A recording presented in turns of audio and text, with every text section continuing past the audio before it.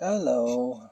So, yesterday, what I did was I showed you on a previous video how to do a little bit of maintenance on this Sears Craftsman bandsaw that I had. What I did is I leveled out the plate here by turning this Allen key so that this plate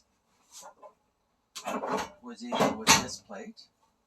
And then I also showed you how I squared up the actual saw blade to the, when you want to make sure that this saw blade is parallel to the plate. So I showed you how to do that by pulling out the bevel knot and moving this over, and then also adjusting with this final Allen key here. So I got then my plate square to my blade, and I got this blade parallel to that blade. And I also showed you with the thing that I was trying to do the most was I was trying to stop the blade, this blade, from tracking right off the wheel, which was what my main problem was. So in order to do that, I had to turn this screw, because my blade was tracking backwards off the wheel as it turned. I had to turn this screw counterclockwise one turn in order to make it work. And then what happened was, repositioning my blade, I realized that what I had done is I'd put the blade on upside down. So when you install the blade, you have to install it so that the teeth are pointing down. So I was looking at this side over here, and sure enough, the teeth were pointing down. But by the time it rotates around here, what ends up happening is obviously the teeth are pointing up. So what I need is for the teeth to be pointing down over here. So I have to now take it all apart and reposition this this blade. Otherwise, when you put the wood in here, it's just going to fly up like that. And obviously that makes no sense. So first thing to do is I'm going to unplug it. So I have no power. And then what I have to do is I'm going to take this out of the way so it's not obstructing me, because there's a wheel down in here that matches up this. The band goes around this wheel, goes around that wheel, back up and down like that. So gotta have access to that wheel down there. I'm gonna take off this little guide right here. I got just another thing to get out of the way. Okay. And then what I'm going to do is there's tension on this. This wheel will raise up or raise down. When you raise it up, you put tension on the band. I have to take that tension off by unscrewing it.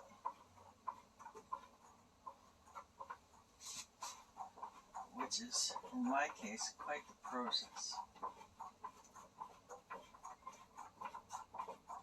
Because I've got to get it substantially down in order to relieve any sort of tension here. And if you have too much, even if you don't get this wheel down low enough, you can never get the band back on. It just creates an impossible situation unless you get this tension off. So there we go. I think I got a lot. See, it's all right. So take that off.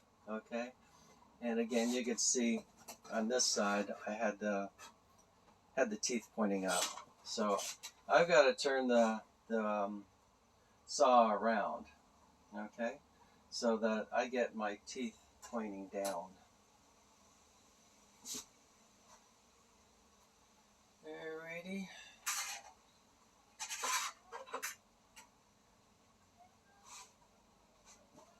Alrighty. So how do I get this so that they're pointing down? What am I doing wrong with this one? This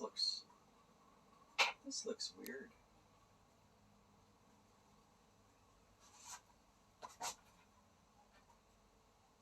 have those teeth pointing down and still pointing out. Why is that? That's very strange. I think what I had is I had the band inside out. Isn't that weird? It must have got inside out when I stored it. Weird, I've never done that before. The band was inside out. So I had to flip it inside out. Okay, now when I position it, these teeth are going to be pointing down on this side. Okay, I've never seen that before. So I'm going to position that on my wheel down below. This always gives me a hard time. So this video could end up being 3 hours long in order for me to get this back on. It's always a bit of a challenge. Okay. I got it on the wheel down there. And I've got it on the wheel here. So, it's on both wheels. My teeth are pointing down. Now I have to, and what I want to do, I'm just going to put a little bit of tension back on so it doesn't fall off.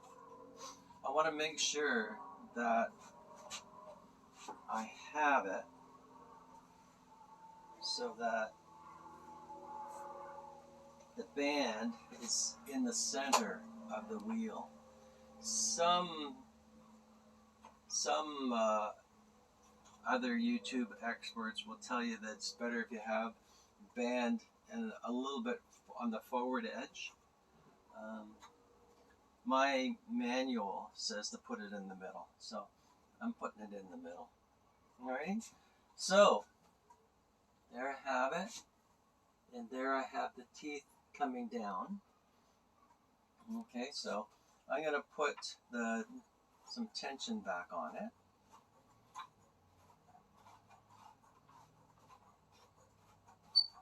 I'm just going to turn it a little bit by hand in order to make sure my band stays in the middle of my wheel, which it is, both on the top and on the bottom, which is great, because that was my main problem, was this slipping off.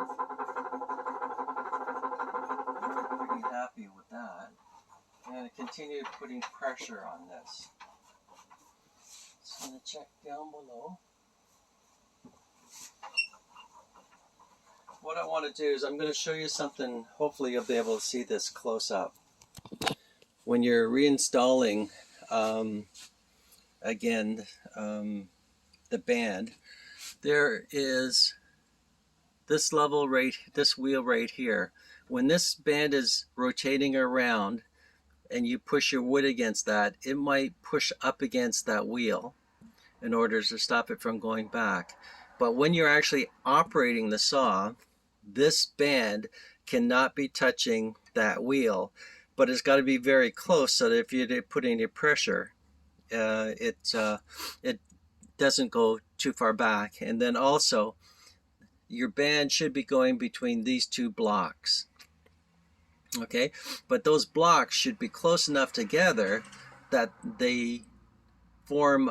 They don't allow the band to go too far side to side, but they can't touch while, again, the saw is running. Otherwise, if you have the band touching either one of these things, you're just going to wear out your blade. Okay, so when you do a reinstall, you may have to take an Allen key and undo this and this and move this whole section back and forth in order to get it properly set. You might have to take an Allen key here, here or here, in order to move these in and out in order to get the proper depth as well. And then there's the exact same thing that's underneath here, and the two blocks on either side. So every time that you install a new blade, you have to double check on them, and you may have to adjust them. Okay?